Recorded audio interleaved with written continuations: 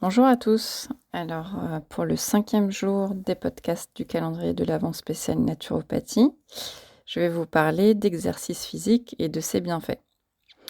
Donc, quand on entend parler d'exercice physique, on pense souvent aux mecs super musclés qui passent des heures à faire de la musculation ou encore à la personne qui court 5 fois par semaine pour préparer son prochain marathon. En réalité, l'exercice physique commence dès que l'on se bouge, dès que notre corps se met en mouvement. Donc, par exemple, faire simplement des exercices de respiration, c'est déjà de l'exercice physique. Attention, je n'ai pas dit respirer, j'ai dit exercice de respiration. Car nous avons un muscle qui est situé sous nos côtes, qu'on appelle le diaphragme, qui va s'abaisser lors de l'inspiration et qui va remonter à l'expiration. Donc, par ces mouvements de va-et-vient lors de la respiration, le diaphragme va permettre un brassage de nos viscères et qui permettra d'améliorer notre fonction digestive. Et l'exercice physique, ça peut être aussi simplement marcher ou encore jardiner ou faire son ménage. En naturopathie, l'exercice physique est une technique majeure.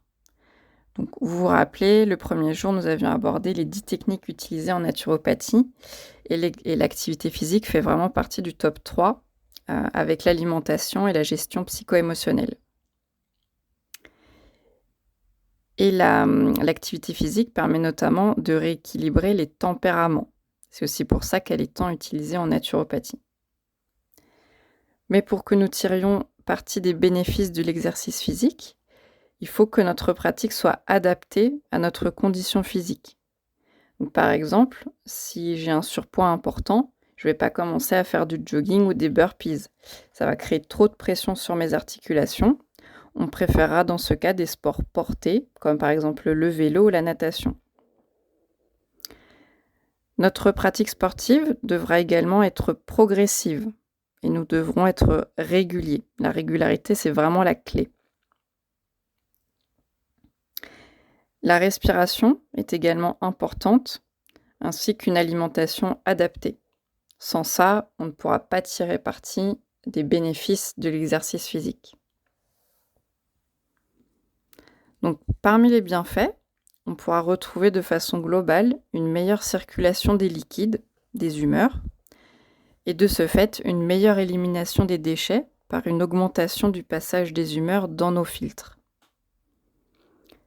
Pour que vous vous rendiez compte, lors d'un exercice physique modéré à intense, le débit sanguin, donc le nombre de litres qui fait le tour de notre corps en 1 minute, peut passer de 5 à 30 litres par minute. C'est énorme.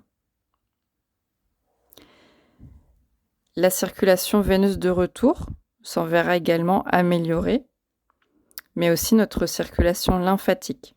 Car pour information, la circulation lymphatique ne possède pas de pompe, comme avec le sang qui est propulsé par le cœur. Donc ce sont vraiment nos mouvements et l'activation de nos muscles qui permettra une bonne circulation de la lymphe. L'exercice physique va également permettre une meilleure vascularisation des tissus. On aura donc des entrées de nutriments qui seront plus nombreuses et ainsi les tissus seront mieux nourris et donc de meilleure qualité. On peut citer par exemple le tissu rénal ou pulmonaire qui seront de meilleure qualité, mais aussi le tissu osseux, ce qui favorisera une meilleure minéralisation des os. Et couplé avec un travail musculaire en résistance ou avec des poids, on aura un effet préventif sur l'ostéoporose. Pour faire un petit zoom sur le cœur, qui est un muscle, l'activité physique va vraiment permettre d'améliorer les fonctions cardiaques. D'ailleurs, on peut facilement s'en rendre compte, quand on fait de l'exercice physique, on est beaucoup moins essoufflé que lorsqu'on est inactif. Et à long terme, le sport permet de régulariser la tension artérielle et d'abaisser les niveaux de mauvais cholestérol, ce qui allonge notre espérance de vie en bonne santé.